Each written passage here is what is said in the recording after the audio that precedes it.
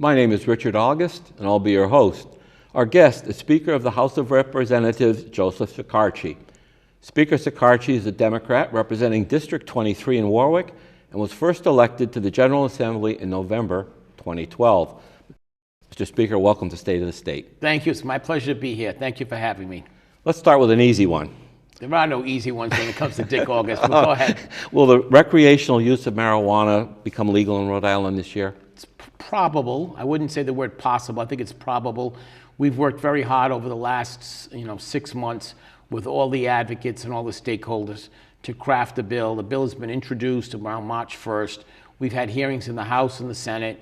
Now we're gathering the information we receive from the hearings and hopefully craft a bill that has consensus from all the stakeholders and pass it. We're still working through some issues. There were some issues that were raised, the constitutionality of the appointments and the removal process. The expungement part is also a big issue, and we're looking at that as well. But I would tell you that there is broad-based support in both chambers for the legalization of recreational use for marijuana for a couple of reasons, but primarily because it's here already, that the medical marijuana has been expanded so much, it's almost to a point where it's too easy to get medical marijuana. In addition to that, Massachusetts has it literally on our borders. In Blackstone, Massachusetts, Seekonk, it's right over the border. So a lot of people from Rhode Island are traveling up there to buy their recreational marijuana or cannabis and then taking it home. So at least this way we'll be able to get some revenue. It's not going to be a huge money maker, but we'll get some revenue in the state coffers. But we'll be able to preserve the jobs for the cultivators, the dispensaries, and the people who are in the marijuana field. Right now they're competing with Massachusetts, so we're trying to level the playing field for those Rhode Island businesses.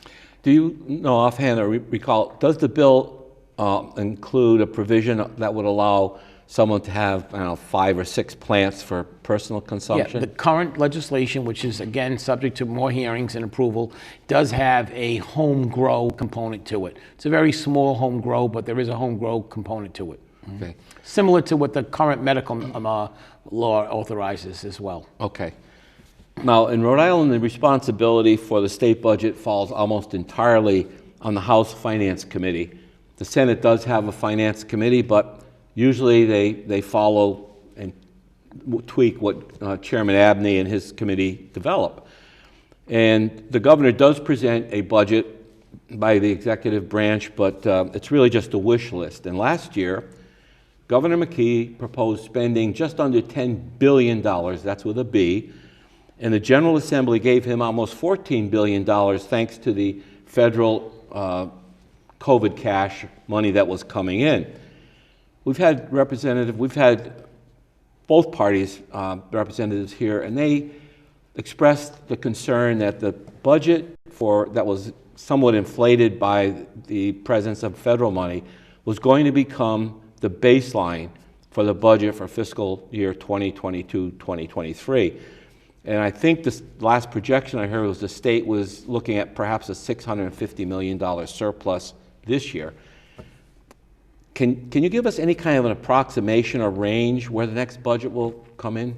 So no, and if you do that, you're really making assumptions. You hear about all of these projections that state has a surplus, the state has a deficit. Those are snapshots at any given moment, and it's really based on incomplete data. You're right in this respect that the state does control, the House of Representatives does control the state budget per se. It's our constitutional obligation. We take that very seriously in the House. That's the single most important thing that we do as a House of Representatives is to pass the budget. We try to be responsible and fair-minded about it. This will be my 3rd budget. People don't realize that when I was elected Speaker, the caucus, not officially by the body, but by the caucus, we didn't have a budget. We were operating on last year's budget, so we passed the budget in December of last year. We passed another budget in June of last year, and this will be my 3rd budget. You talk about the COVID cash and being inflated. That's really misleading to a lot of people. I know some of the Republicans like that as a buzzword, but people don't realize when Donald Trump and the Democratic Congress and the Republican Senate at the time passed, Mitch McConnell, the CARES Act money, there was a tremendous amount of money that went to the governors of each of the 50 states, and they were allowed to spend that without any authorization from the local general assemblies or the local state house representatives and senators in each community. Also, what was inside of that in Rhode Island was a little bit different. When the state, if you remember, the federal government paid all of that unemployment benefit. There were enhanced unemployment for everybody. You got your regular unemployment, then you got $600. In Rhode Island, as is in most states, that money must go through the state. So we didn't get extra $4 billion to spend. A lot of that was earmarked directly.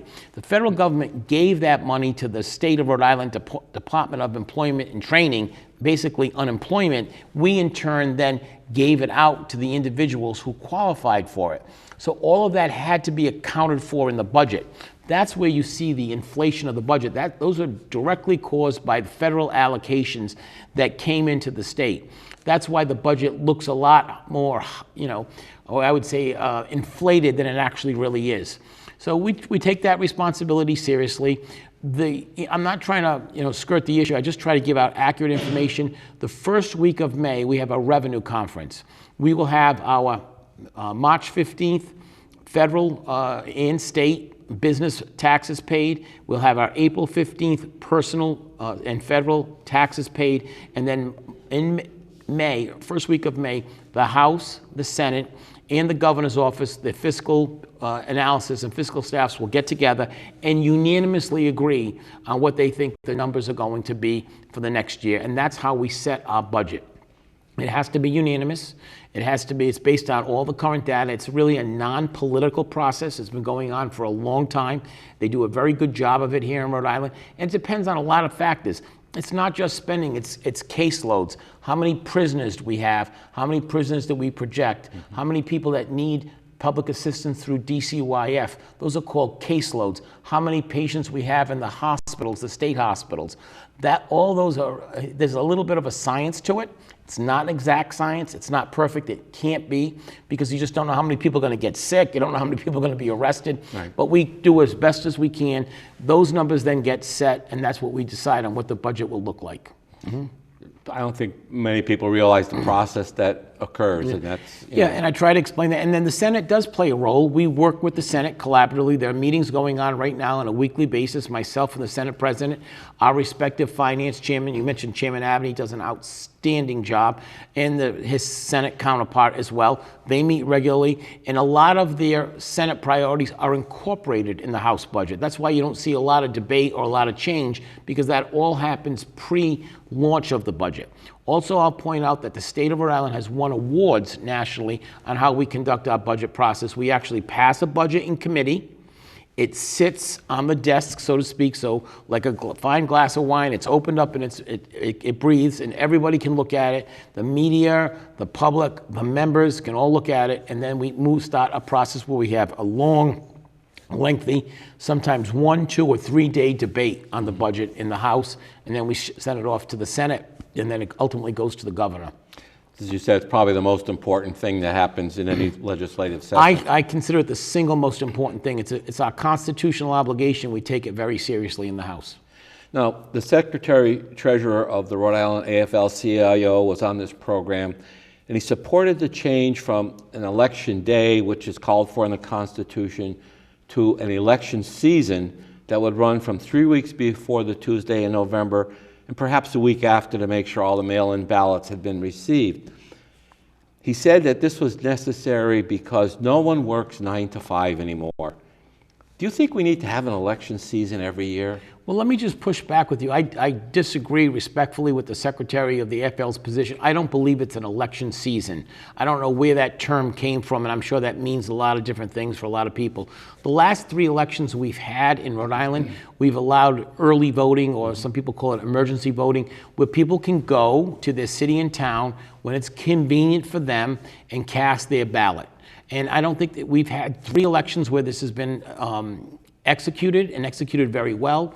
There's been zero voter fraud in Rhode Island. I have actually gone down and witnessed the process that the Board of Elections follows. It's nonpartisan, it's not Democrat, it's not Republican. They do a very good job, and there's a strong sentiment and a strong broad base of support to what we call these changes we made because of COVID to make them permanent, because they've worked and they've worked well. Now, some people don't like them because they think in their mind it hurts them politically at the ballot, but they don't have any evidence to prove that or show that. That's someone's feeling. I can't craft a law based on Dick August's feeling. I have to say, Dick, if you feel that way, can you show me the evidence that supports it? I have yet to see any evidence that doesn't support why we shouldn't make those changes permanent. Now, I want to point out there are several different versions of these bills floating around, and the version that seems to have the most amount of support is the one that has been introduced at the request of and being supported by the Board of Elections, not the Secretary of State and not individual reps. I mean, obviously that there's a House sponsor and a Senate sponsor, but the Board of Elections bill, they have some really good voting authentication equipment. It's brand new. It's state of the art. It works very well. They've used it in the last 3 elections. We have had no problems at all as far as voter fraud or voter miscalculation or mistakes being made. If you actually go down there, and I challenge you, Dick August, and I challenge your viewers who probably don't like hearing this, but go down to the Board of Elections. They will show you that equipment. And you then come and tell me after if you don't think that our elections are very safe and very secure here in Rhode Island, because I happen to think they are. Well, I've served as moderator or clerk at polling places for a number of elections. And so, you know, I saw the changes that occurred over the years with the equipment and the process. I think that part is very, very good. But one of the things I've always wondered is why the Secretary of State's office is responsible for the voter rolls. The Board of Elections runs the elections. Shouldn't the Board of Elections be under the Secretary of State? No, I disagree with that strongly, and I think that you need separation because this is not targeted toward the current Secretary of State. I think she's very competent. She does a very good job, but any Secretary of State has to run as a Democrat or Republican for the most part, and under that party banner. And there's always a feeling, well, if we have a Republican Secretary of State, are they going to treat the Democrats fairly, and vice versa? So I think this separation, excuse me, is good. I think the Board of Elections does a very good job. They're career state employees. They're appointed, they're confirmed, and they do a very good job running the elections here in Rhode Island. We've not had voter fraud. The other problems you see around the country, they don't exist in Rhode Island. Yeah. And I think they do a good job. I think the current system's a check and balance and a separation. I think the separation is good. That's my opinion. Somebody else may have a different opinion, and I respect that opinion. It makes sense as you explain it. Do you support the practice of just simply mailing ballot applications to every voter on the voter rolls, or should they have to request them? No, I think there's a process that, there's some people who are, in a nursing home, and right now they get automatic mail ballots, even before there's been a change in the law. I think that we need to look at that. I think that's one of the areas that, we've had hearings on. I think that's one of the areas we're going to consider in the House. I can't speak for the Senate, but I know there's some angst among that. But I also think that people don't want them, they don't have to get them.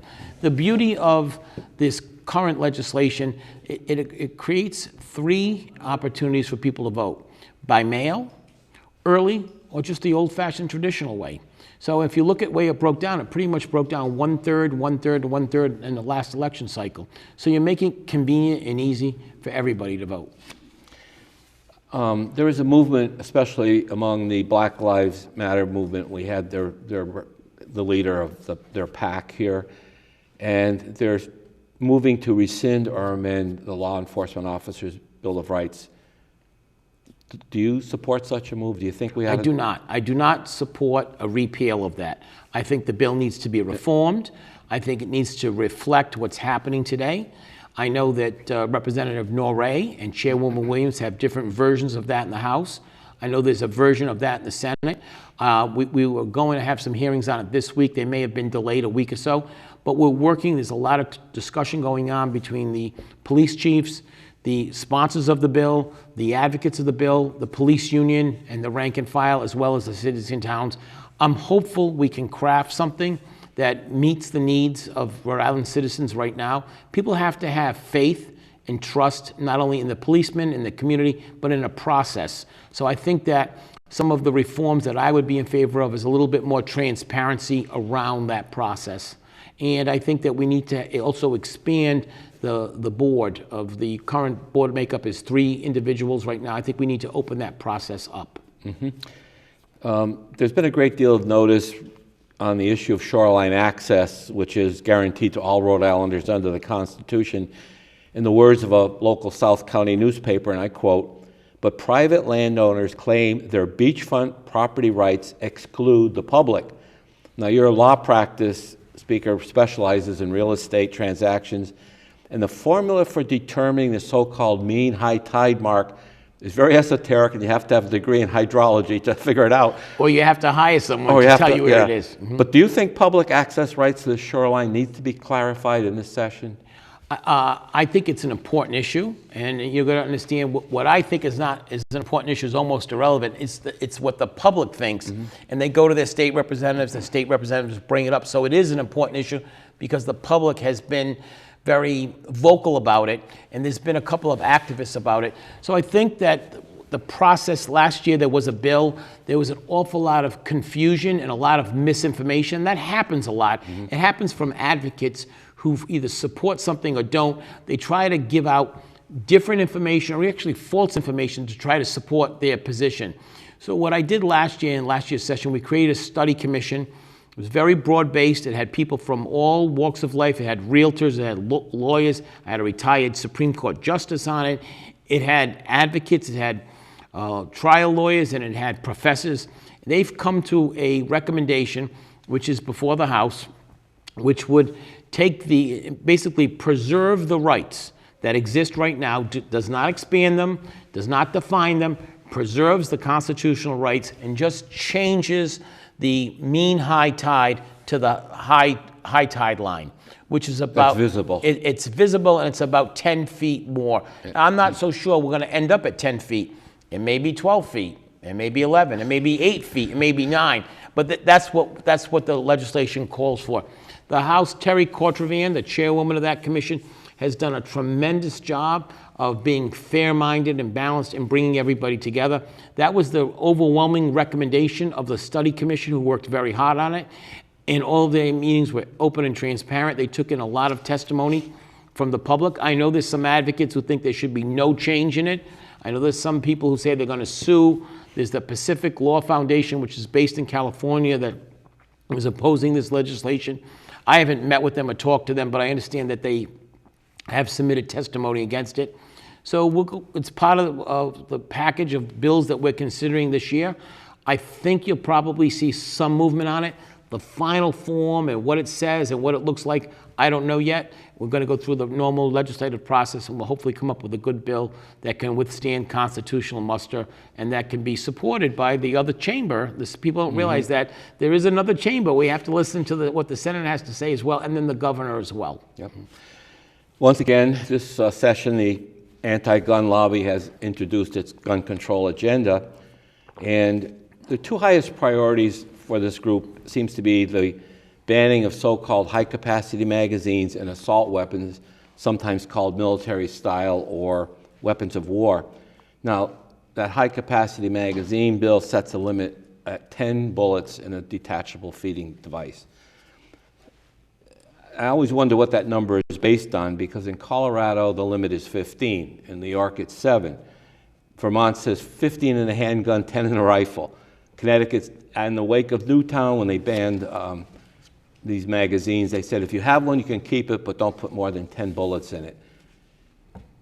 I don't understand how this number 10 seems to have been cast in stone. And is a pistol holding 15 rounds supposed to be 50% more lethal than one that holds 10? Do you know what the logic of this is? So I don't know, and what I would encourage you to do is to meet with the advocates who support gun control and ask them and talk to them, because nothing is better than putting people in a room and having them try to open your mind up and listen, excuse me, to what your position is. I know you're a very strong Second Amendment person. I know that from our past experiences. I know that from our mutual friends as well. But I will tell you, just as strong as you are in your positions, there are people who feel very strongly on the other side. And I always encourage, I try to be the speaker of collaboration, a member-driven session, member-driven house. I suggest that you try to reach out to those advocates, explain your position. You're a reasonable person, you're polite, you're respectful, and you'll find that most of them on the other side, well, not everybody is as polite and respectful as Dick August is, but there are enough of them there that you can work together to try to collaborate and try to figure it out. I don't know the logic. I didn't craft the legislation, I don't support it, but it'll be given every fair consideration as it has in the past, as I try to do with all legislation. Well, the truth be told, Mr. Speaker, we have invited those people that support this legislation on this program numerous times, and they refuse to come on the program. Well, let me tell you something. Not everybody feels comfortable in front of a camera and lights and a host. I would suggest that you set up private meetings first and then try to understand their position, try to explain your position, and that's the way you reach consensus. And then when you have consensus, you can come on a TV show. But the best way to solve a problem, I think, is meeting one-on-one with people in a polite, informal setting, non-threatening session where people could cut and paste things. A lot of people are afraid to do media today because of the social media aspect. You can take things, cut, paste it, put it on the internet and say, Shikachi's for this, Shikachi's against that, and they take it totally out of context. So I understand that's a fear a lot of people have, but you'll be surprised. I encourage you to meet with gun control advocates. Who knows, maybe you could even come to consensus on something with them. It wouldn't be out of the realm of possibilities. I'll wait and see. Well, don't wait and see, reach out and try. People who overstay their visas or enter this country illegally are not supposed to be working. And I remember former Governor Link Chafee, when he began to support this idea of driver's licenses for illegal residents, he said they needed them to get to work. Do you believe undocumented residents of Rhode Island should have driver's licenses? Not driver's licenses, but driver's permits is a public safety issue. It's an issue that came over very late in the session last year. I did not feel comfortable bringing that legislation to the floor because I don't think it had enough public hearing on it, and there was an unfunded mandate of about $7 million. So I'm not opposed to that legislation. I need to comment. I don't want to comment specifically because I want to get the details. The devil's always in the details. But let's talk about that. Undocumented workers, undocumented people in Connecticut have had driving permits for many years. The state of Connecticut hasn't gone under. Massachusetts just passed undocumented driving privileges as well. It's a public safety issue. The biggest proponent in Massachusetts was law enforcement as well. Let me explain it to you this way. It really is a public safety for all of for the documented people, myself, yourself, who are driving in Rhode Island, and we have insurance. What if we get hit by an undocumented person? He does not have, or he or she doesn't have a license. He or she cannot get insurance without a license. And what happens? Well, first of all, you lose that insurance coverage that may need to help your repairs or help some of your medical expenses. And or you have to go through your own insurance, which will just raise your rates up. So I think that it needs something that we take a good, long, serious look at. But Massachusetts approved it several months ago. Connecticut has had it for several years. We would look like, and as far as New England goes, we'll be in the middle of it where we don't allow it. It's a public safety issue, and if you look at the several states that have done it, particularly Virginia, it cannot be used for identification purposes. It cannot be used for voting. Doesn't grant anybody any special privileges. What it does is it allows you to get a special class of a driver's license. It's not a license, but a driving permit. And that permit would allow you to get insurance. Because in reality, let's face it, there are a lot of undocumented people right now, today, in Rhode Island, driving without permits, licenses, and most importantly, without insurance. So I tend to follow law enforcement, and one of the things that kind of opened my eyes out was Massachusetts just approving it recently with strong backing from the local and state police in Massachusetts. One of the other voting reforms that's being discussed is the elimination of voter ID in Rhode Island, and I recall that law was passed back when Representative Anastasia Williams and former State Senator Harold Metz, both of whom are black legislators, they supported that bill when they went to the polling place and were told that they had already voted. I was not in the House at that time, but I do remember that. There are no current legislation, to the best of my knowledge, that does that in the House. Nobody in the House has that. There may be a Senate bill in there, but I don't think there's a lot of support for that at all in the House. We have about 4 minutes left, and I wanted to bring up one thing that was... Time flies. It does. I wish we had you for an hour, Speaker. Last week, in the Projo, former Rep.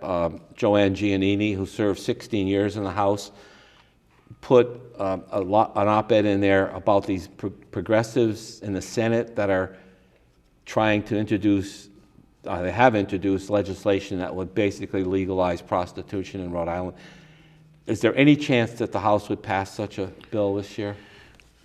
I never like to speak in absolutes because I can't predict the future, but I would say it's highly unlikely. First of all, there is no legislation in the House that does it. You're referring to a Senate bill. I just want to be clear. Well, so Representative Giannini, who I'm in contact with regularly, is extremely active on this issue. She's active in her community. She's active with her former colleagues. Not only does she write op-eds, she talks to Representative Slater, she talks to Representative Morales, she talks to myself. Joanne feels very, very passionate about this, and she gives a whole, what I would consider very valid reason why you shouldn't do that. So I have a great deal of respect for Representative Giannini. While again, I don't like to speak in absolute, someone's going to have to convince me that Joanne Giannini is wrong and that their position is right. And so far, I haven't seen any data. I will tell you that no one has spoken to me about it in the media or individual, or no representative has. You're the first person to bring it up, and that's fine. But there, as far as I can tell, there has been no groundswell of support for that legislation in the House. We have about 3 minutes, so I want to get this question to you. Governor McKee, as you know, paid unionized state workers a bonus, which according to the Secretary-Treasurer, again, of the AFL-CIO, said it's really an incentive or longevity payment in lieu of the percentage increase they were looking for in negotiations. But then the bonus was extended to non-union employees and flowed over to the judicial branch. Do you support these bonuses, and did the legislative staffers get one? Yes, the legislative staff is, for a couple of reasons. First of all, we've always followed, the legislative staff has followed the same process as state employees. So if state employees get this benefit, then it follows to the legislative staff. We have much smaller staff. I also want to point out that since I've been Speaker, I've reduced the staff, saving several $1 million of taxpayer money. Nobody in the media reports that. They don't want to report. They want to concentrate that we bought pizza from Tommy's, yeah, and there were pepperoni and mushrooms on it, and that's using state taxpayer dollars to buy people a meal. I know. Legislators and staff who sometimes go in at 1 or 2 o'clock in the afternoon and stay until 10, 11 o'clock at night. You see the hearings. Even the other night they went to 12:30 at night. Yep. So we have people such as myself who are diabetic, and you have to eat. So I don't think it's inappropriate. We're not buying dinner for everybody from the Capitol Grill or Camille's.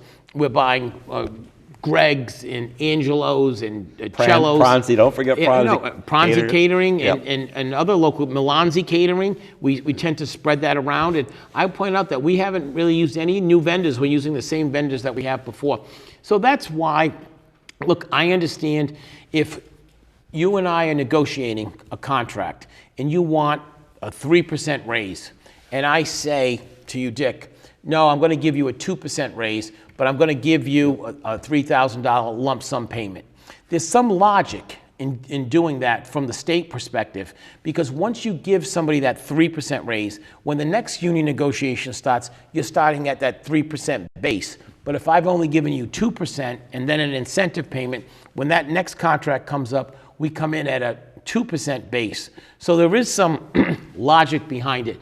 I'm not privy to the negotiations, nor I'm part of it. I had no control over what the governor gave to the state workers, but whatever the state workers get in terms of the executive branch, the legislative branch follows it.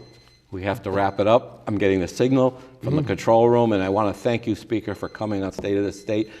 I've had a ton of other questions. Maybe you'll come back and see us after the session. Maybe after the session, but not during the session. I Too understand. much going on right now. Thank you very much for having me. It's a pleasure to be here. Thank you.